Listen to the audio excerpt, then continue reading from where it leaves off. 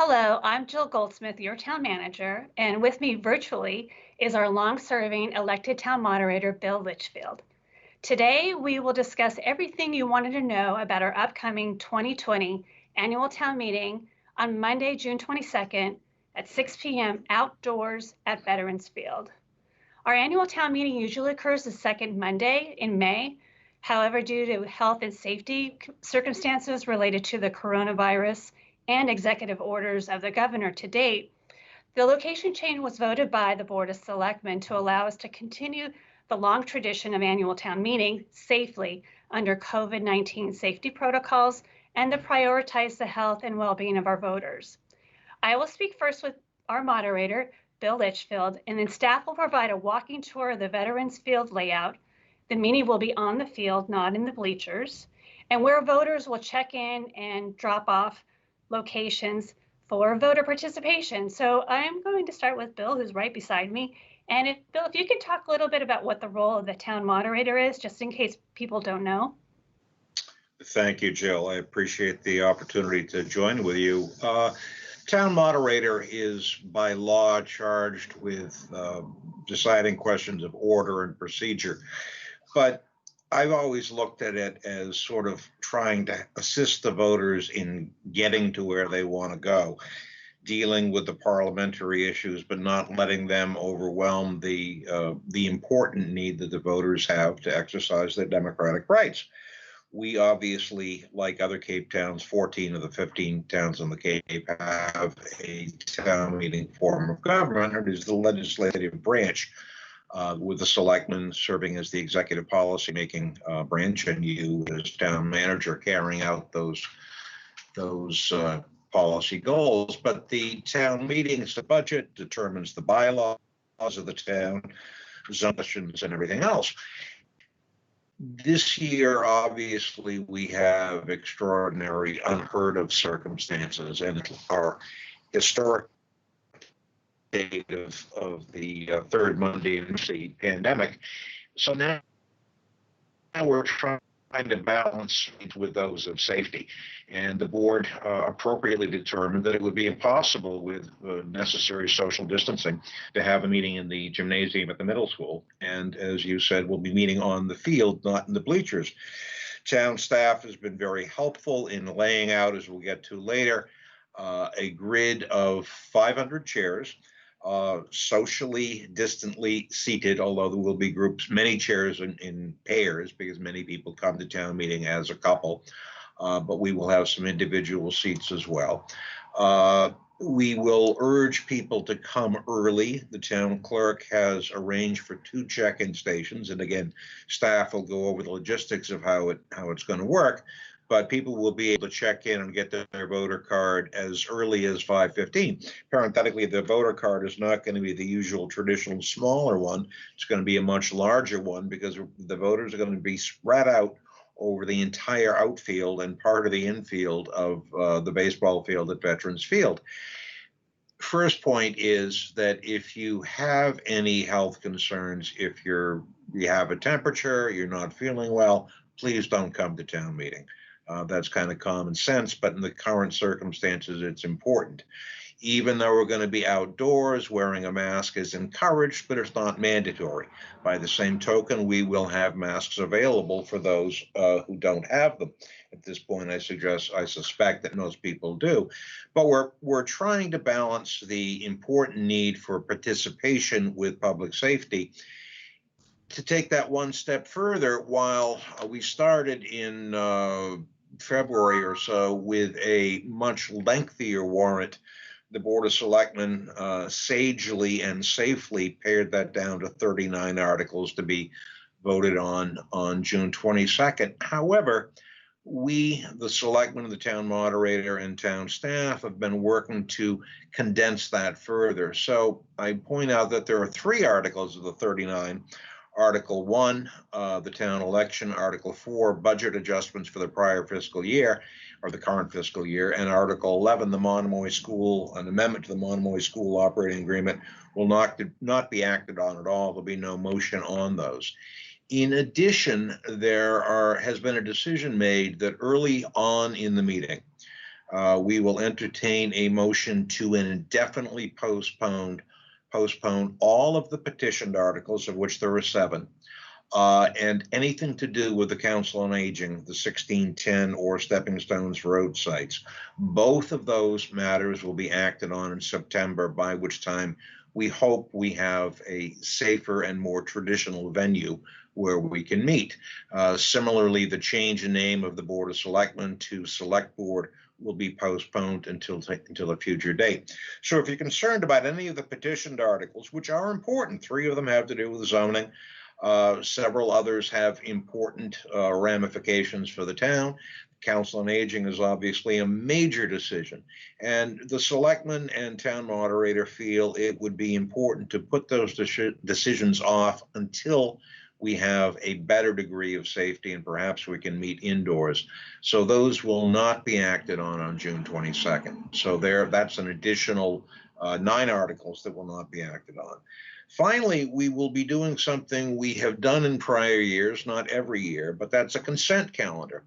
That will be a list, and I'll go through it if Jill, if you'd like me to. That will be a list of a dozen or so articles which have the unanimous support of the Board of Selectmen, the unanimous support of the Finance Committee, and where appropriate of the Community Preservation Committee. They are, we think, non-controversial, and we're going to propose that they be voted on as one.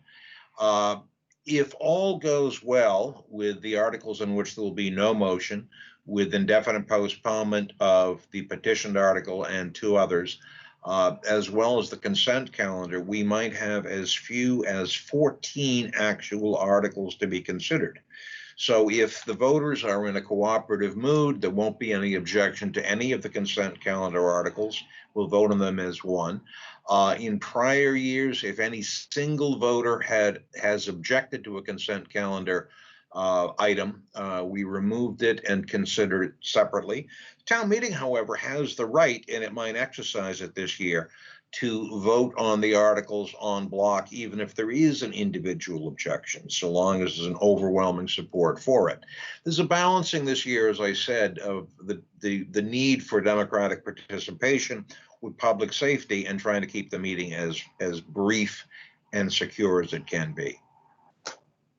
So Bill, I think those are really excellent points. The voters have received their warrant in the mail, so it's just as thick as it normally is because we have all the financial reports. The warrant does note recommendations by the Finance Committee, Planning Board where appropriate, but what you're telling us is that the actions of town meeting will be a little different than what residents might perceive by reading the regular warrant as they normally get. So that's important.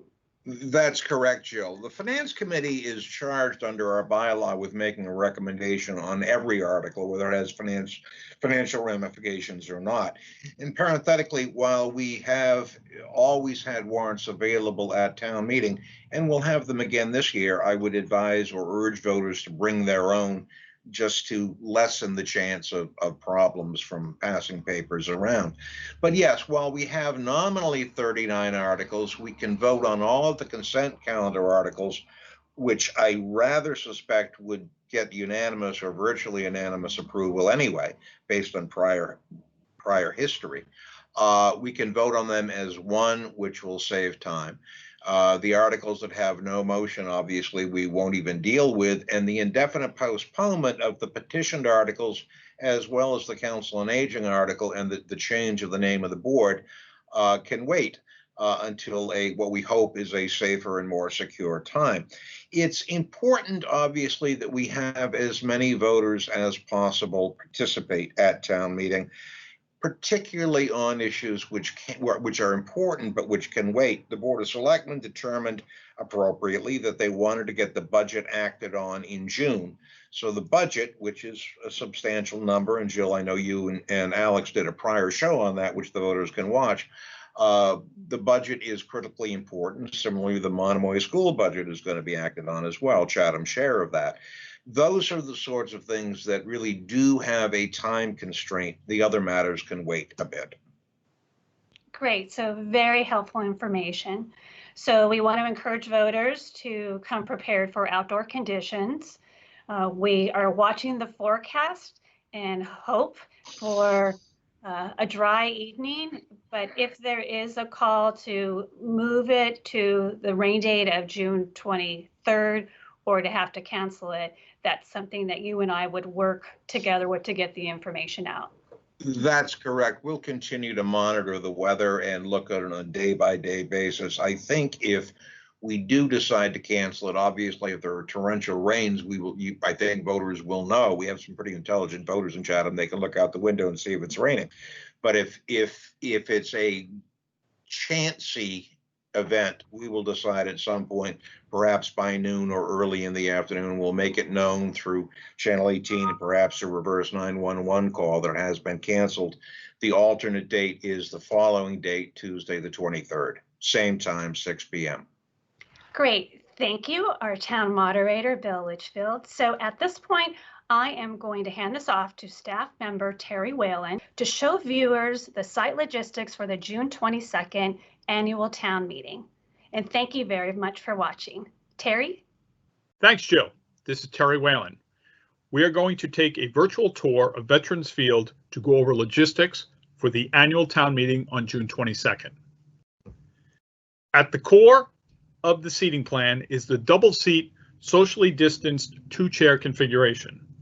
This setup was selected to provide flexibility in accounting for the mix of attendees that come in pairs and those as singles. Similar setups are being used in other communities with open town meetings.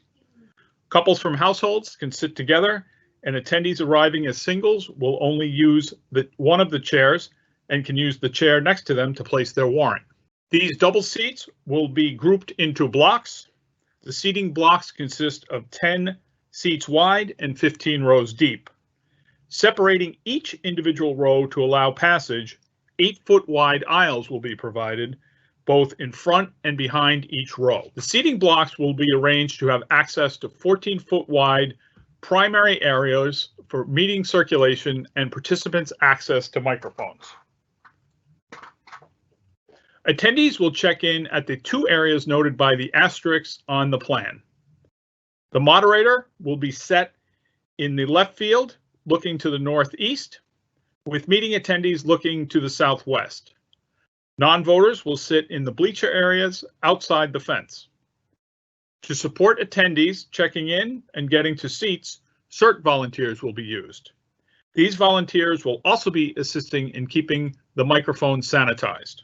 Working out from the seating arrangement and moving to the parking access plan, vicinity public parking lots, including those at the elementary school, community center, Veterans Field, and Stage Harbor Road parking area will be available for parking.